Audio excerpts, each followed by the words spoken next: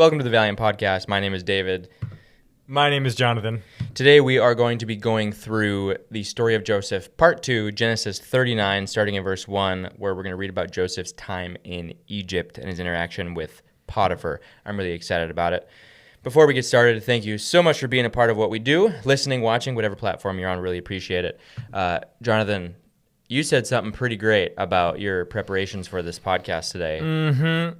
Yeah, fill us in. I was going over Genesis 39 before this, time to do a little prep action, and heavy on the narration, but the two characters we interact with, Joseph and Potiphar's wife, let's just say the voice acting for Potiphar's wife is going to... I'm going to try to add a little drop of passion today. Been practicing. She has a pretty intense line. I won't spoil it. I think I know exactly the line you're talking about. It's the one that, like, when the youth pastor reads it in youth group growing up, and you're like, "What?" You get that little flutter in your stomach. You know what I'm talking about? Yeah, Potiphar's wife probably gave Joseph that flutter. More of like a sin flutter. Yeah, she was a thirst trap. The first Egyptian thirst trap. The official Egyptian thirst trap. Oh, yeah. That being said, let's get started. I'm like not in the right spot. Yeah, move your chair. What the heck? All right. Okay, so let's get started reading in verse 1.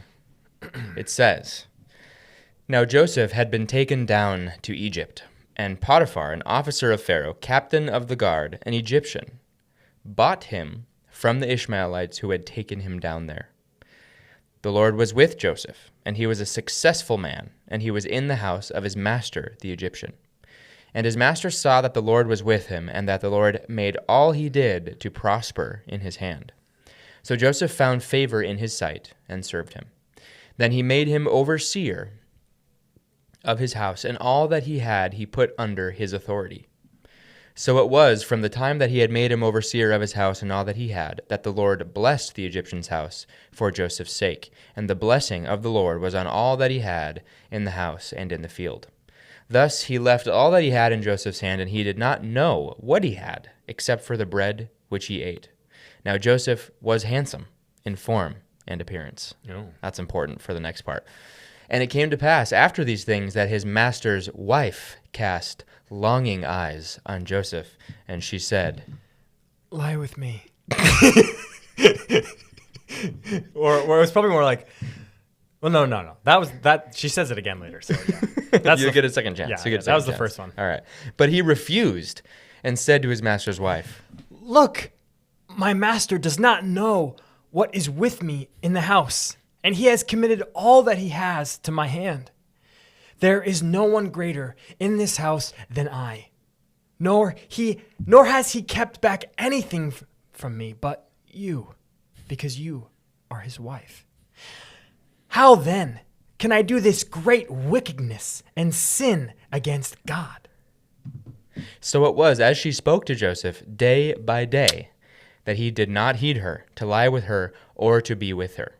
I love it. It says even to be with her. He wouldn't even, not even close. Sleep, baby. But it happened about this time when Joseph went into the house to do his work, and none of the men of the house was inside, Sus. that she caught him by his garment, saying, "Lie with me." But he left his garment in her hand and fled and ran outside. And so it was when she saw that he had left his garment in her hand and fled outside, that she called to the men of her house and spoke to them, saying, "See, he has brought in to us a Hebrew to mock us.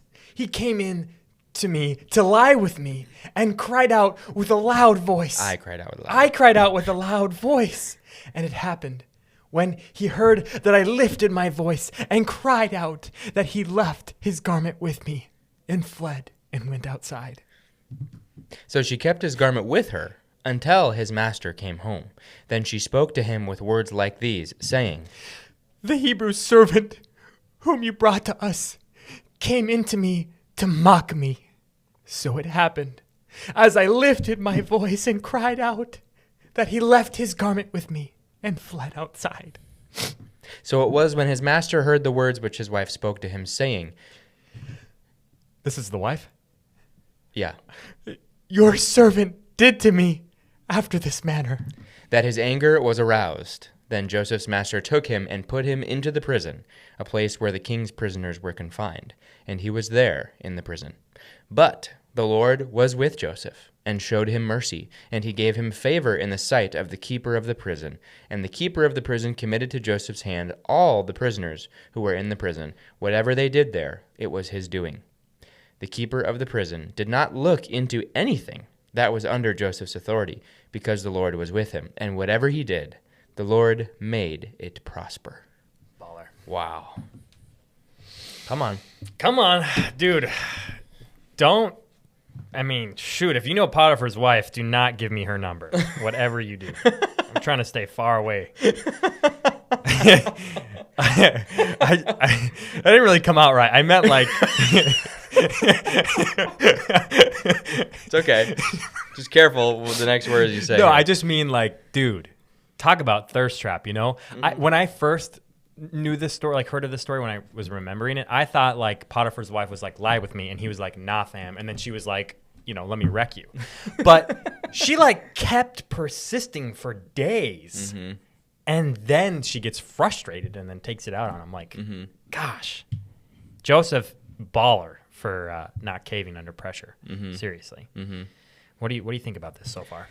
Yeah, so there's a couple things in summary of the story. Obviously, the way it starts, he is sold to Potiphar's house, and he's a very faithful worker and steward in the house of Potiphar. And you'll notice one thing about both the beginning of the story where he's in Potiphar's house to the end where he's in prison, that in both cases it says that the master of that house or the prison, both of those masters didn't even know what Joseph did and didn't even care, because they're like, this guy's so trustworthy, I don't even have to check on him, right? Like, think about how faithful you have to be for a person to believe. And these are probably, you know, people that are skeptical of everyone because, you know, you're a jailer. Like, all the people in prison are probably pretty sketch. And being Potiphar, a captain of Pharaoh's guard, and you're buying slaves to do work, like, there's no reason why you would want to trust any of these people. But they happened to trust Joseph so much that they didn't even think to look into anything that he did, which is crazy to me, right? Like, the level of integrity you have to have and ethic that you have to prove to be able to have that kind of trust is insane. So that's one thing to notice. And then, of course, it says that the Lord made Joseph prosper in whatever he did due to, of course, his diligence and his good work ethic and his integrity. And then he's presented with this situation where Potiphar's wife tries to seduce him. And the first thing I noticed, I pointed it out when we read it, that was that Joseph, of course it says not only did he not lie with her, but he also he wasn't even trying to be with her, which is like not even in the same room if he could avoid it, right? Which is another really great example. There's plenty of scriptures to support this, right? Like 1 Thessalonians says to avoid every appearance of evil or abstain from every form of evil, right? So not just evil itself, but the form of it or the appearance of it is to be avoided. 2 Timothy 2 talks about how we're supposed to flee youthful lust, right? Like, don't run away from it. Don't even get close. And then one other really good verse in Proverbs, I think it's Proverbs 7. Proverbs 5, I think, is the one you're thinking of. Well, Proverbs 5, 6, and 7 all talk about the like immoral woman type thing. But there's one verse, I read it recently, I think it was in Proverbs 7, that says, do not consider her paths regarding the immoral woman. Yeah. Like, don't even consider her path, which is, I think it's maybe in Proverbs 5 where it says, don't go near the door of her house. Yeah, don't go near the door. 6, That's what I'm thinking. Is it 5? That's 5, yeah. Yeah. So 5 says, don't go near the door of her house. 6 or 7 says, don't even consider her path. In 2 different ways, it says almost the same thing, which is you're not even supposed to get close, right? Like, physically going near the door of her house is one thing, but then don't even consider her life or her ways, right? Like, the way that this immoral woman lives, don't even think, like, don't even go there, right? On any level, which if you do that, then of course you're not going to stumble because you're not creating any opportunity for the flesh to fulfill its lust.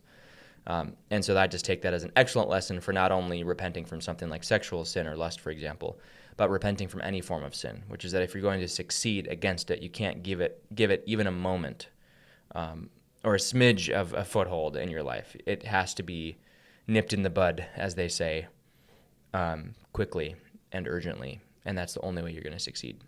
Totally. pretty much. So those are my initial thoughts. Yeah, seriously, juicy chapter here. I had no idea.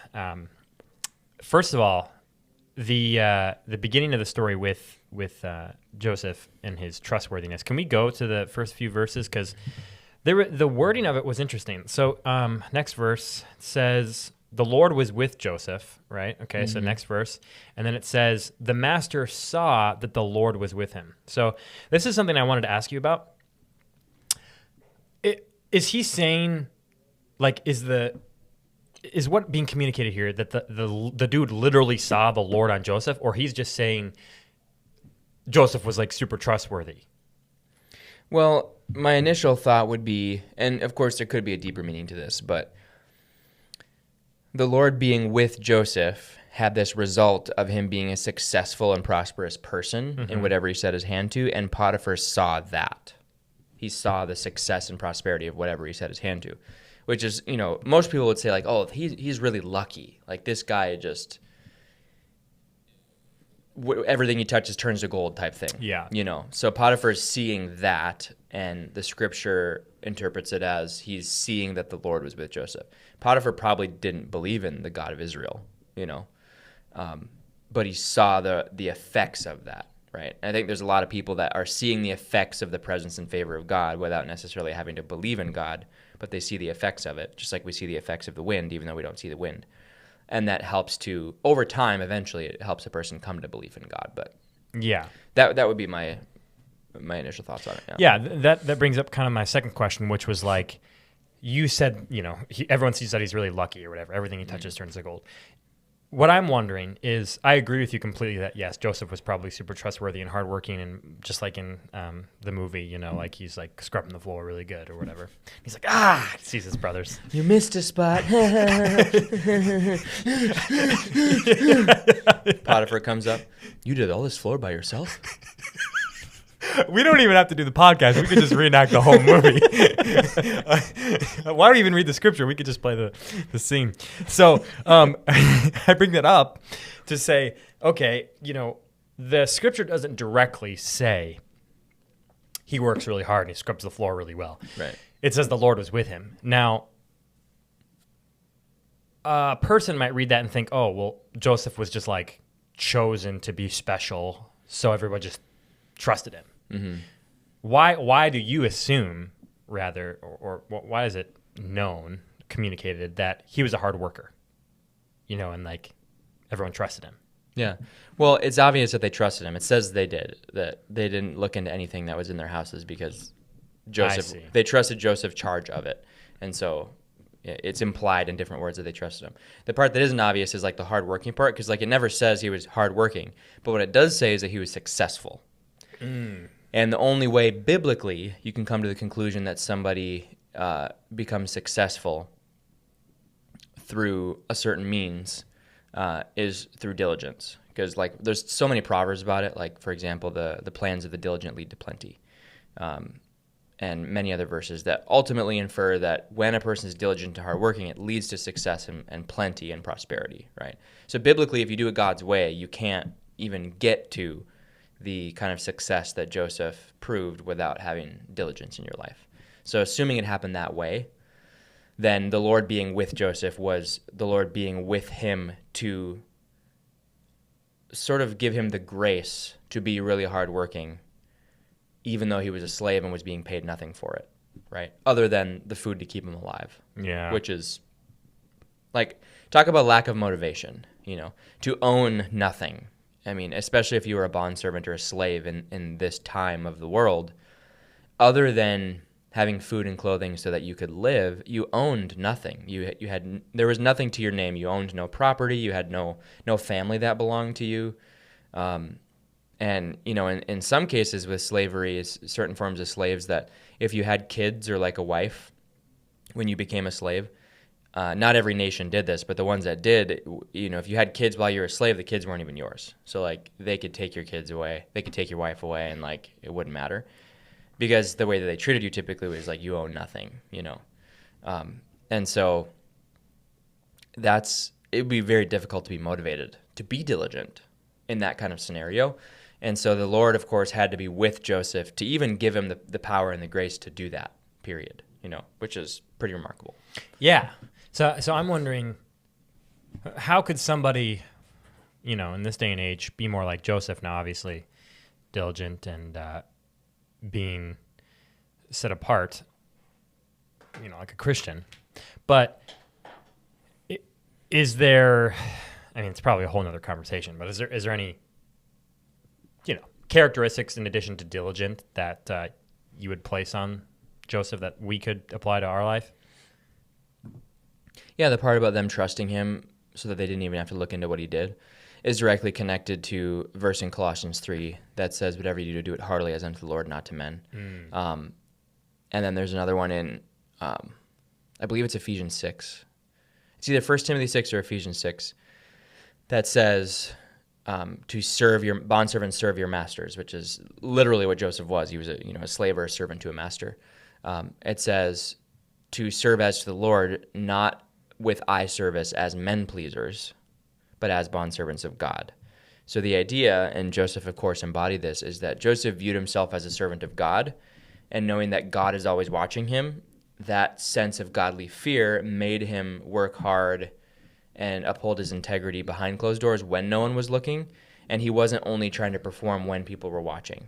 And what's interesting about trying to perform well only when people are watching is that people pick up subconsciously on the fact that you're just trying to be a men pleaser. But when they know that you do what is right, whether people see you or not, that naturally generates a trust that they can have in you that is impossible to develop outside of that. So I would say to apply those scriptures, we can learn from Joseph to be faithful in what we do out of a fear of God, not a fear of man. And that would mean doing what is right when no one's looking, essentially, in any way you can. It's interesting. It's almost like once you start working for God, you get the approval of man. But once you work for the approval of man, you don't get it. It's like, like you said, that everyone kind of knows you're faking it. Yeah. I never thought about it like There's that. a scripture that says, he who serves God in these things is acceptable to God and approved by man. Yeah. Cool verse. Did you have the reference for that one? No, I don't have the reference just right lodged now, in there. but it's just in there. I know it's in there. I want to say it's like probably Romans, if I remember, like the end of Romans, I think. So if you're approved by God, you're approved by man, basically is what it says.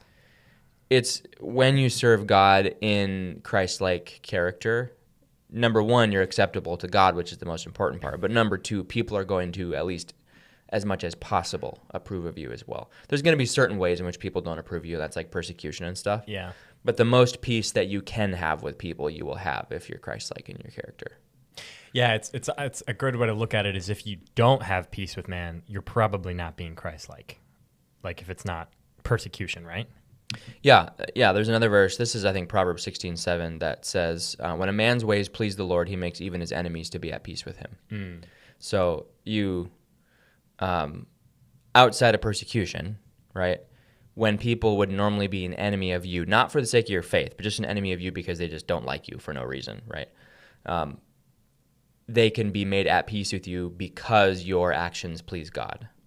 So it just so happens that when your life is a sweet aroma to God, to a lot of people it will be a sweet aroma as well, with the exception of people that, like, I think it's 1 Corinthians say, are perishing, and it says you'll be an aroma of death leading to death. So when somebody's on their way to hell and they hate, Christians or the gospel, then you will be a stench to them. And in those cases, you can't really, there's not a whole lot you can do to be at peace with them, unless God allows it, Lord willing, But aside from those types of people, you can have peace with enemies if your ways please God. Yeah. Yeah, I see. I think of Pharaoh, like he's just going to hate you. Right. And people like that exist, but I think it's, Auto-hate. Yeah. I don't think it's generally known that as a Christian, you should be, everybody should generally like you, kind of like Joseph. Potiphar's wife obviously targeted him to like ruin his life, but generally you should be at peace with people. You shouldn't have quarrels. Right. So I'm curious to go back to the scripture because it starts to get intense really quick here.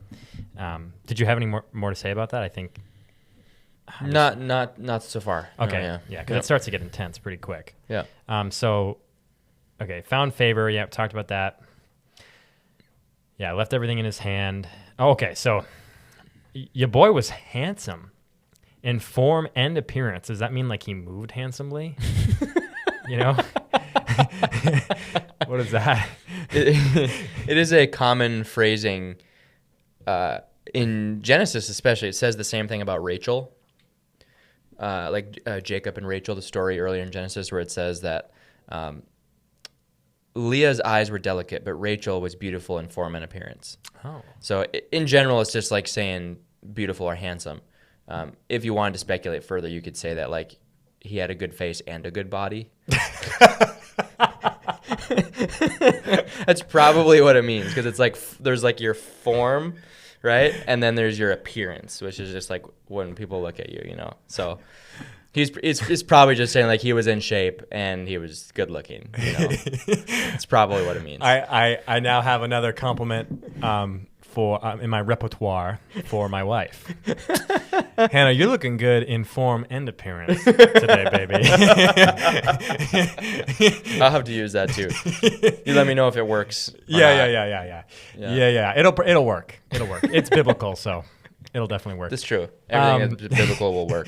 So he is looking good, and not only that, but he was super diligent and trustworthy, which leads to. Those are attractive qualities, I feel like, too. Oh, especially for a woman. Yeah. If you're a man who's trustworthy, diligent, good looking, good bod, good face, righteous. What's not to like? What's not to like? Yeah. Except if you're an immoral woman. That's why, hey, you good looking, diligent men out there, watch out, because you're going to be targeted. True. Literally. Yeah. Yeah. It's actually kind of an oxymoron. It's like the better you do to be righteous and uphold your temple, you're legit going to be flirted with. Yeah, I mean, have you heard of the statistic that, I don't know how true this is in, genuinely Christian circles. It's more just like a general secular world thing. But that men that are in a relationship already or already have a family are typically more attractive than single men are. Yeah, I've heard that. Because it's like the fact that you're able to have a stable life makes you attractive. Whereas when you're single, you kind of already are lower tier. Because why are you still single? Especially if you're 45. And your form's lacking. Yeah, your form's lacking a little bit. You might be handsome in appearance, but not in form. Yeah. Bro, walk around your form, dude. Can we talk about the guy's general form right now? Dude, work out first. Then let's talk about, the ladies. Yes. Okay, right. So it's actually really interesting that you bring that up, because Joseph, dude's a slave. Right. But he's righteous. He's working hard. He's probably fit from all the hard work he's doing. Scrubbing those floors? Yep, scrubbing the floors. It's like doing a Sphinx push-up, over and over. Yeah. Google Sphinx push-up. Try one of those. Thus leads to Potiphar's wife targeting him, right? And there's definitely a lot of slaves in the house. And, of course, Joseph is probably the best-looking guy. What does it say? He with longing eyes. Mm-hmm. Tell me about longing eyes, bro. How do you know someone's longing eyes at you? She cast longing eyes. Well, it's probably looking at someone for a long time. Oh. Yeah. I mean, it's obviously the longingness is lust, obviously, but it just so happens when you're attracted to someone, you want to look at them more. So that's probably face value. You know what it reminds me of? What? David and Bathsheba. Yeah. Longing eyes, looking at her. Mm-hmm. So Loki, that's kind of how it starts. Yeah. What are you looking at? So red flag, first of all, she's being stared down. So thus leading him to avoid her. She's staring him down. She's staring him down. Thus he avoids her. Yeah. So he feels kind of sketched out. Yep. And then, she's honestly Potiphar's wife. Part of me feels like she's kind of a creepy old lady. Really? Yeah. Like, I genuinely, I mean, I don't know. I don't know how old Potiphar was or Sure. how Potiphar, but it just kind of has those vibes of like, she seems like kind of a cougar to me. Oh, definitely cougar. Yeah. I don't know about creepy and Because old. Joseph was Young. 17, like 8. Ooh. Like, he was 17 when he got sold into slavery. Ooh, and he's it's probably not 18. much. He's probably like 18. Ooh, this got sus. Yeah. Wow. So she's like low key a predator. Okay, yeah. I'm getting the vibe now. I'm getting the vibe. You know what I'm saying? So it just kind of is like, ew, like that's the vibe I get from the story. Yeah, I'm glad you mentioned that. That totally sets the scene. Yeah. Ooh. Okay. I mean, not to say he still obviously would have been resisting sin even if she wasn't a cougar, obviously. Yeah. But yeah. Yeah, because it seemed like Joseph, he didn't even have a temptation. He was just like, are you kidding me? I have all this trust and you're just going to try and wreck me? Yeah. It makes me think, this just brought up a thought. So like typically the experience for the male is they're the one doing the longing, right? Mm-hmm. Not the chick. If a woman is the pursuer, it's like you're already at a disadvantage because as a man, you're already just automatically kind of like more into the lust and stuff. Mm-hmm. So why do you think Joseph didn't even, I mean, obviously it was like fear of God, but in your own words, like Joseph didn't even give a heck. He was just like, no, absolutely not. Well, he says the reason, which I think is one of the most remarkable parts of the whole story, because he says, my master doesn't know what is with me in the house. So my master trusts me this much, has given me this much, right? Mm-hmm. Then it says he has committed he has committed all that he has to my hand. So there's a lot of like grace and favor that's been given to him. And he says, there was no one greater in this house than I. So I've been promoted this much. That's the second thing, right? Nor has he kept back anything from me but you, obviously, because you are his wife. So how then can I do this great wickedness and sin against God? And the idea is here that with as much grace and favor and promotion that I have been extended, how could I betray that grace by sinning against Potiphar and against God, ultimately, by taking his wife? So the idea is that so much has been given to me, there's no way I'm going to allow myself to exploit that or disrespect that, which is the attitude we're supposed to have in our relationship with God today. Notice that Joseph says, how could I sin against God? He doesn't say, how could I sin against Potiphar? He says, how can I sin against God? Because Joseph knows everything that's being given to him, all this blessing, is ultimately coming from God. And so, knowing that, one of the things that will motivate us to resist sin more is when we think about all the grace that has been given to us, particularly the grace that's in Christ Jesus. Salvation, deliverance from the wrath of God that we didn't deserve, plus all of the blessings in this life that were given. If we're conscious of that all the time, that generates naturally a motivation not to sin, because you know that sinning would be like spitting on that grace, right? It's just a complete disrespect. There isn't a word strong enough. It's abhorring that a person would even consider to do that after all the grace that's been given to you, you know? So when you're conscious of all the blessings and the grace that's been given to you, you're going to be motivated not to sin. Dang. You know, and if you don't feel very motivated not to sin, it's probably because you don't really know how much has been given to you, or at least you don't think about it very much. Yeah. You don't think about it very much. You don't think about it very much. Yeah. You're not focused. So okay, this is a concept that often isn't talked about because, you know, when you think of grace, you're thinking of forgiveness, you know, forgiving your wrongs. But you don't often kind of look at it from a new perspective, which is because I have so much grace, I will not sin, not I can sin because I have so much grace. Right. So exactly. You said because you're not thinking about it, you're not looking at it, you're not, you know, processing it often. So for someone, I mean, Joseph's example is a great example, but, you know, let's just say for someone who's, you know, getting longing eyes from another chick and he needs to focus on God, what would be a practice for someone to think about God's grace more? I mean, because easier said than done, at least, I think. I think what you said is really key, which is, first of all, you have to understand that the grace of God is not an excuse to sin. Like, the grace is not so that you can sin and be forgiven. The grace is so that you could be forgiven and then not live as a sinner anymore. That's what the grace is for. and you didn't earn any of that. You didn't generate the power to be able to have that kind of ability to resist sin. And so, let alone the forgiveness of your old sins. And so it's important to understand just that basic key, which is what the grace of God is really for, And then practically speaking further, as far as just thinking about it more, like you have to just study really the idea of what you've been saved from. Because a lot of people know that there's like, they can understand what being saved means, or like going to heaven, but they have no idea like what it would have looked like for you if you weren't saved, And that's a really good thing to study and think about. Like just do a Bible study. What are you saved from specifically? And learn that and learn it really, really well. And then that, for one, is going to make you think about it more. And then in addition to that, the practical things of our daily life and the physical that are such blessings, like in the Psalms where it says, no good thing does the Lord withhold from those who fear him.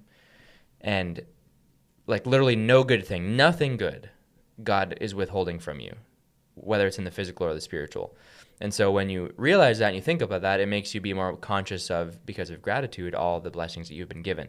And so I would say, secondly, being thankful intentionally is really important. So taking time in your prayer time or whatever, before and after meals, however you do it, just try to thank God for as many things as you can think of. Whether you do it out loud or just in your head is fine. Out loud, I think, works better. And that is going to help you be more conscious of the grace that you've been given, to make you more mindful of it, and that'll help be a motivator as well. Lastly, I think it's worth noting that Joseph was able to be that thankful of and that conscious of all the grace he had, even though he's a slave. Mm-hmm. Right? Like most people, if you are literally the favorite child of a family of a lot of kids and you're given a coat of many colors, you're obviously like pampered and spoiled, really, right? Yeah. If you were then sold into slavery by your brothers, you would probably think everything good has been taken away from me. But Joseph's attitude was, even though I'm a slave, look at all these blessings, right? And most of us have a hard time thinking of blessings when we live in the lap of luxury in America, right? And Joseph was a slave in Egypt. And he's still like, look at all these blessings I have, which is like, okay, this guy, he was on another level, gratitude-wise, So be thankful. That's the main point. Yeah. Yeah, I mean, so most Americans, most people in the modern age, like Wait, when are we supposed to leave, by the way? We got 30 minutes. 11:30. Oh, I thought we were supposed to be there at 11:30. No, noon. Oh. Yeah. Okay. Yeah. All right, continue. So we got an iPhone of many colors, and we're all pampered up, with YouTube and TikTok or whatever. We got nothing to complain about. Yes, it's the day and age of complaining. Mm-hmm. And, you bring up a great example how Joseph's pampered up and then he's sold into slavery. How the heck, I have two questions here, but how could Joseph, still be so grateful and hardworking and diligent in that context, because we're not given a ton of background besides God's favors on him. How? And then to translate to us, is it just mean that we should remove kind of like, if you will, this is actually kind of deep, sell ourselves into slavery to God? Because, we are God's, once you get saved, you become, instead of a slave to the devil, you become a slave to the Lord, right? Mm-hmm. Is that the right way of thinking about it? Yeah, that's what it means to become a Christian. You become a slave. You go from being a slave of sin to a slave of righteousness, a slave of God. Romans 6 teaches that, right? So, yes, we just have to realize and admit the fact that nobody's really free. Like we're not free. You go from being a slave of sin to a slave of God, or is that you're supposed to go from a slave of sin to a slave of God? And if you're not a slave of God, you're a slave of sin. Like everybody's in one of those two categories. There's, there is no truly independent person because we are creatures. We're creations of God. We are not self-made. And we don't own anything, really. God owns the earth. God owns us. Our lives are not our own. And the sooner that we admit that and accept that and embrace that, really, the better off we're going to be. I see. And that's what, so it seems like when Joseph was sold to Potiphar, he knew and saw himself as a bondservant to Potiphar. He wasn't like, how am I going to escape and like screw this guy over? He was just like, I'm his servant, so I'm going to serve him. Yep. Thus led to him prospering. Mm-hmm.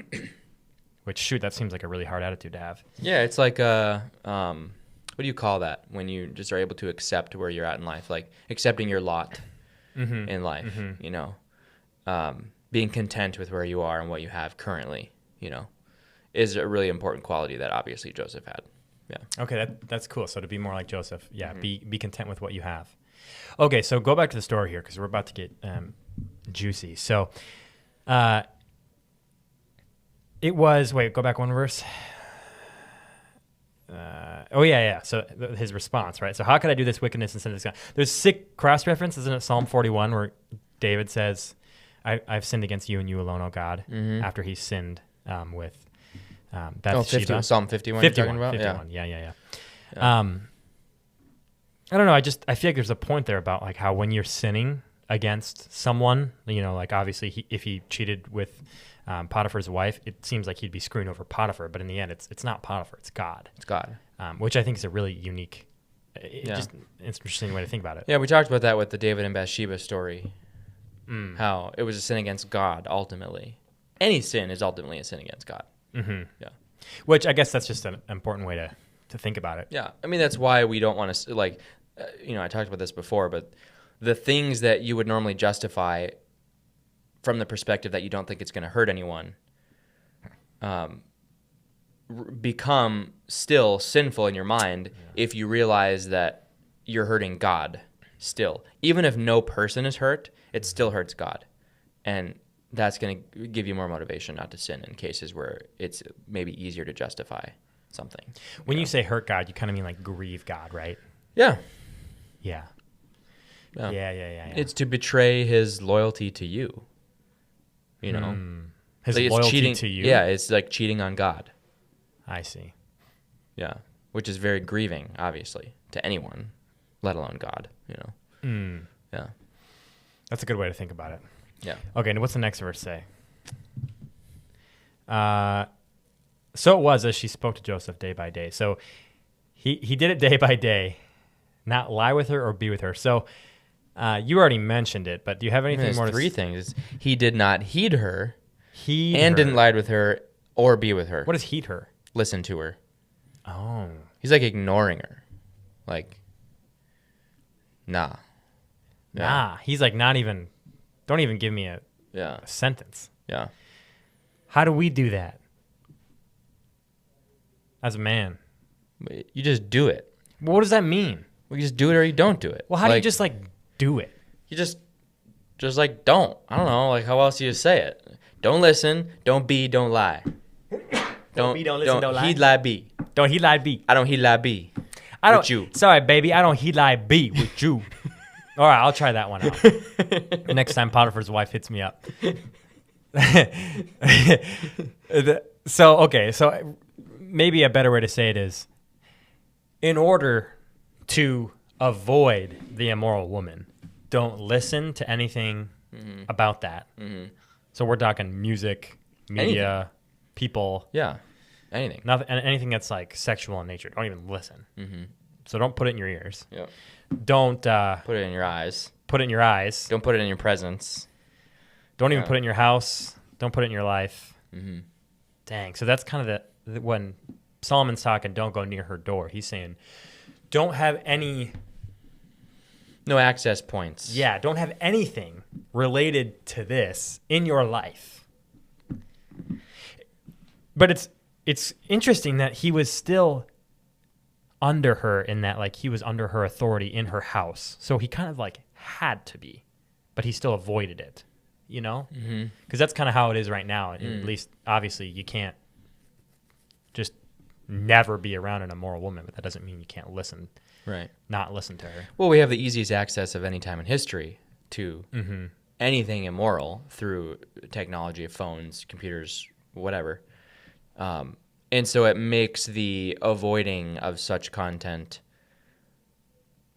just as simple as it's always been, but more difficult to remove entirely, unless you were like, had no electronic devices and lived in the woods in Canada or something. Sure.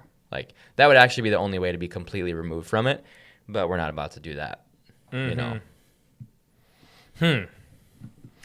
Okay, so we just have to deal with it. Yeah. Yeah. You got to accept the fact that you got to deal with it. I mean, if you think about like, okay, let's just assume Potiphar's wife is like the most attractive woman ever. Yeah. Let's assume she's not like a 60-year-old cougar with like wrinkles and, tricep flaps, right? Let's assume that's not the case. Okay. And let's say maybe physically Joseph, carnally speaking, finds her attractive, right? If that's the case, and she's in the place all the time and going after Joseph, like pursuing him day by day, that's actually more aggressive than just like having a phone in your pocket. Totally. Because even with a phone, you have to choose to pull it out and go somewhere with it. Whereas with Potiphar's wife, she's pursuing him, right? Which is like that's a whole nother level, right? Yeah. So even without the technology, I can't think of a situation that would be more tempting. Yeah. Right? Like, yeah. And Joseph succeeded. So if he could succeed in that situation, we obviously can too. And he didn't even have like the same believer status that we have in the sense of having the new covenant, the grace of Christ, the Holy Spirit, the gifts of the Spirit, like the Bible. Yeah, like he didn't even have that, right? In the same way that we do. And we're still like, oh, it's so hard. And it's really not. Yeah. So it's like almost like we're thinking about it the wrong way. It's not that it's so hard, it's just you're not doing anything about it. Yeah. It's like you're saying it's so hard because you're listening to sexual music, you're looking at sexual things, you're like pursuing it in your own way, and then you're complaining about how hard it is. It's actually pretty deep. I actually can think of a situation that's more hard, though, in the next verse. You can? Yeah, go to the next verse. Wait. After this. She's like, wait, one more. Spoke to them. When did she empty the house? There's like nobody in the house. You know what I'm talking about? Well, no, it says none of the men were in the house. None of the men were in the house. That's what I'm talking about. So like, she tried, getting with him on the day-to-day. And then one day, I bet you she says, everybody go home early. And then she's like, this is my last hurrah. Like, this will work this time for sure. And then Joseph shuts her down. And then, of course, she freaks out. So that goes exactly what you were talking about, where nobody else is going to know. That's the key. And I think that's actually what makes sexual sin so tempting with modern technology, is because, like, nobody's going to know. You're not actually even interacting with a human. You're interacting with a device, So that is what you have to avoid, and you have the ability to resist, to turn away. Yeah. Right. Yeah. But there is always somebody in the house. Come on. In your house, in your body. In your body. The Spirit of the Lord be dwelling in your house. Woman. Yeah. He's watching. Yeah, don't heed. Come on. So, dude, he rips the garment away. Yeah. She's kind of strong. Yeah. And their Low-key. garments weren't made out of, like, cotton. I mean, were they? Egyptian cotton. Egyptian linen. And she is strong, huh? He's probably like, get off of me, woman. And then he, like, runs as hard as I can, and she rips it off of him. Dang. Well, this is like, it doesn't seem like the garment ripped necessarily, because it's sort of like she's got a hold of him, and he can't get out except by slipping out of his garment. Oh. Right? So, I mean, maybe he's not that strong. Like, because the thing is, in the story of Joseph earlier, chapter 37, all of Joseph's brothers were the ones working in the field, and Joseph was like sent to go check on them, but he was never actually doing the work. True. That's probably because he's like kind of a kid still. He's 17, and his dad obviously favored him, didn't want him to get hurt. So he's probably a little bit like, he's not like necessarily as rugged maybe as you would expect. And so maybe he was not that strong. Deep. And so she like had him. Like, Overpowered him. Overpowered him. Yeah. Overpowered him. Overpowered him. Yeah. And he's like, only way I can get out is slip out of my clothes. You know? And back then, assuming he wore the type of garments that was like one piece, then he could have been naked. Like he could have been fully naked and had to run out of the house naked. Whoa. Yeah. Flex. Yeah. Talk about flee from sexual sin. Mm-hmm. Even if your clothes are off, get out of there. You know, it's like I can't imagine any situation that. Yeah, but anyways. Well, it just goes to show the godly fear. I mean, the fear of evil in him. He's like, I'm going to do anything to get out of this situation. Mm-hmm. And then, ironically, she uses it against him, which I guess kind of leads us to the end of the story because we're almost done. Yeah, we're almost done, yeah. So, first of all, he's sold into slavery after he's been pampered his whole life. Then he becomes the king of this house. And that is basically even worse off than before. It goes to prison. Yeah, he gets thrown in prison because Potiphar believes his wife. Yeah, also jerk move. Yeah, like how could Anyways, did Potiphar even talk to Joseph? He doesn't even see. He Didn't even. Give he him probably a chance. didn't even look at him again after that. Yeah, and I mean, Potiphar's wife seems like the type of woman that's like the emotionally manipulative. Like, I'll get what I want. She probably was not used to. Joseph's probably not the first dude she's done this to. Totally. Right. So she's probably done this as a habit of her life and got away with it. And just through manipulation and lying, you know. So Potiphar buys it, hook, line, and sinker. And his anger was aroused, it says. So he threw Joseph in prison out of emotion.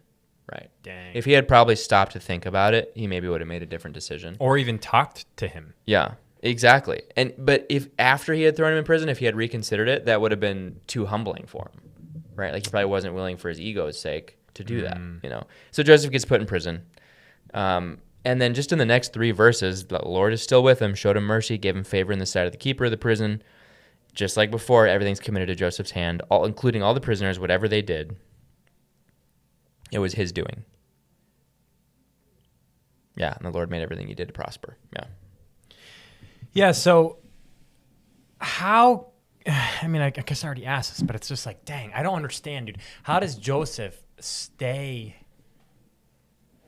I mean, I'm sure he had a lot of emotions going on, but how could someone still stay chill, righteous? He had to sing the song from Joseph King Dreams. Oh, that's right. You know better than I. You know that song? Yeah, and the tree grows. Yeah. He had the tree in the prison cell, which was like a great example of.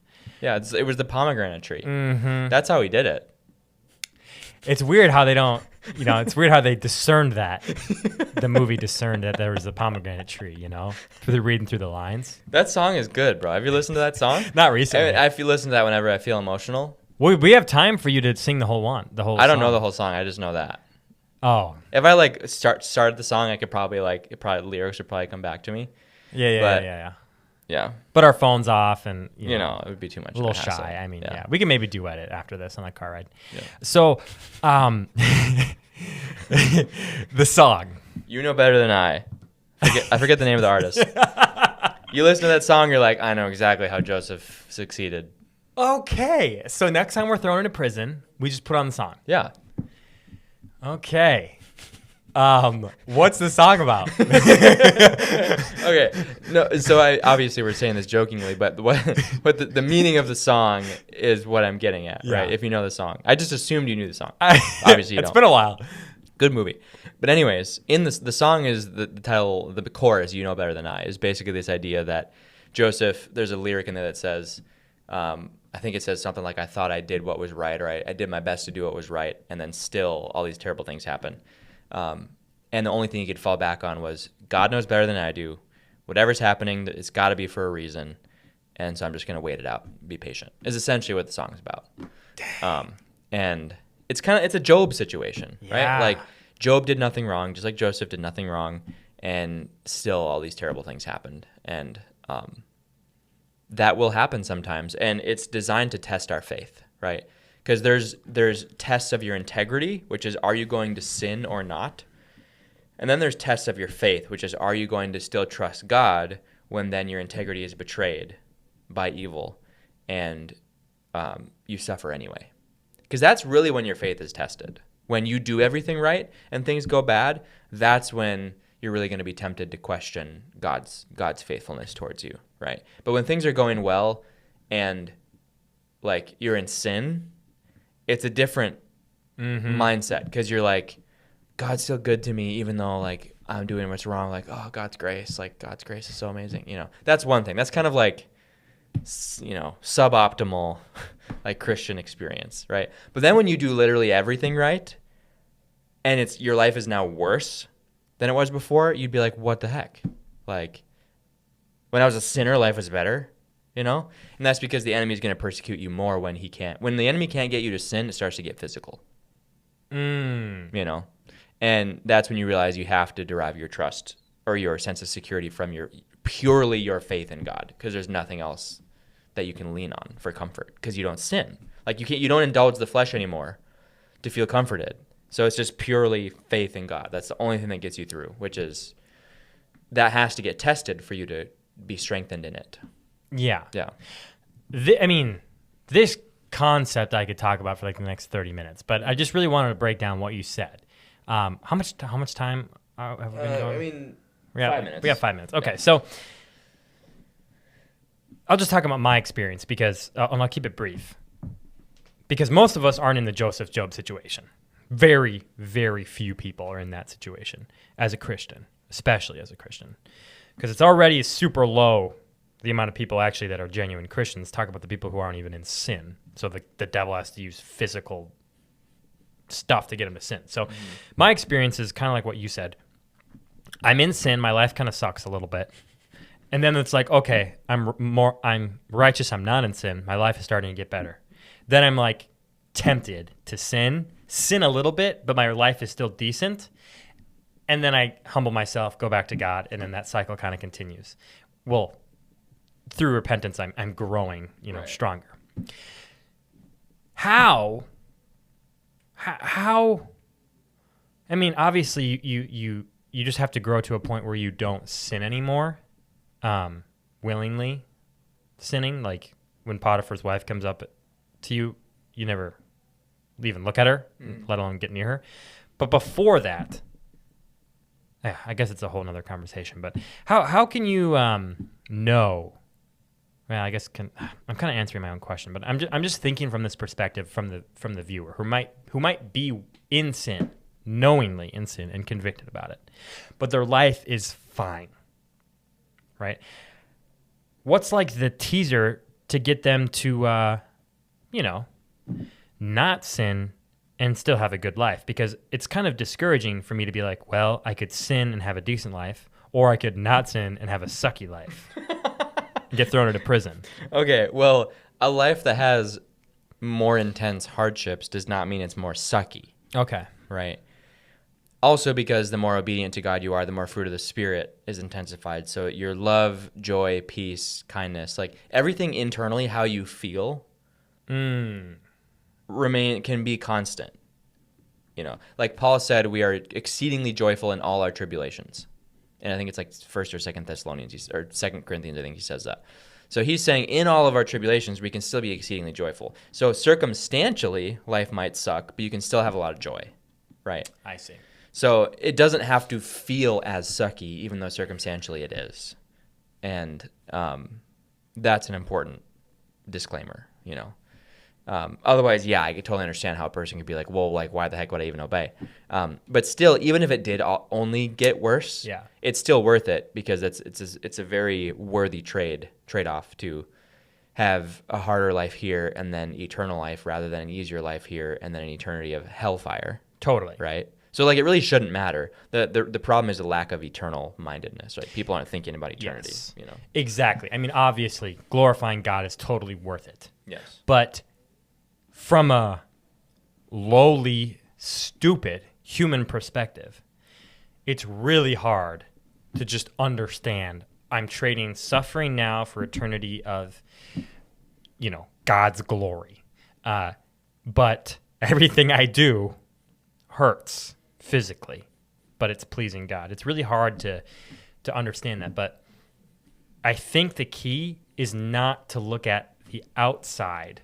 Don't look at how Joseph's situation stunk pretty bad, but look at how he remained righteous the entire time, regardless of the circumstances. Wouldn't it be sweet if when life, takes up, your pleasure away due to circumstances, that you remained exceedingly joyful? That would be sweet. It's really difficult to do that genuinely. Like, it's easy to put on a fake smile for a little bit, but once you get home, you just want to lose it. Mm-hmm. It'd be great to have a bad day circumstantially, but remain genuinely happy and peaceful, regardless. So that's my takeaway. That is the goal. Yeah. Right? Yeah. To be like Joseph, even when you're thrown into prison for doing nothing wrong. Yeah. Man, Joseph was a baller. This story is sweet. It's so cool. Yeah, it is. Well, we can finish with that. That was excellent. That closes out Genesis 39. We could do 40. Well, we could probably do just like 40 through 42 kind of in one go. Oh, really? Yeah, because it's the same event. What is it? It's when he gets promoted. Well, the next chapters he interprets the dreams. Oh, yeah, that's right. From the people That's in prison. the whole chapter? And I think it ends with him interpreting Pharaoh's dream maybe, or I think it's maybe the next chapter is him interpreting Pharaoh's dream. Okay, yeah. And then it's his promotion. Yeah. That'll be a fun reading sesh. Mm-hmm. We got to get some dream ambiance, I could do that while you're doing the voice Yeah. of Pharaoh reciting his dream. Yeah. We have to do the song in Joseph. How does it go? What song? The interpretation song where he's interpreting the dream. From the movie? Yeah. Is it not a song? Well, it's instrumental. I don't know. What are you talking about? Isn't there there's a whole scene where he's interpreting the dream and it's the cows and they're eating. It's a different kind of animation. Yeah. Isn't it a song? I don't think so. Oh. Well, we'll do the instrumentals. Yeah. Okay, thanks for watching. Like and subscribe. David, do you want to do your ad? Just download the BibleActs app, BibleActs.com, BibleActs. You can download the app for free. Bible commentary, study tools, reading plans, and a full, complete mobile Bible college. Come on. All on your phone. Free. Well, the college isn't free. The college isn't free because it's a Bible school, but everything else is free. Once you get a taste of the free stuff, you're going to be wanting more for sure. Mm-hmm. Check it out. It's actually really helpful for Bible studies. Mm-hmm. Amen. Bye.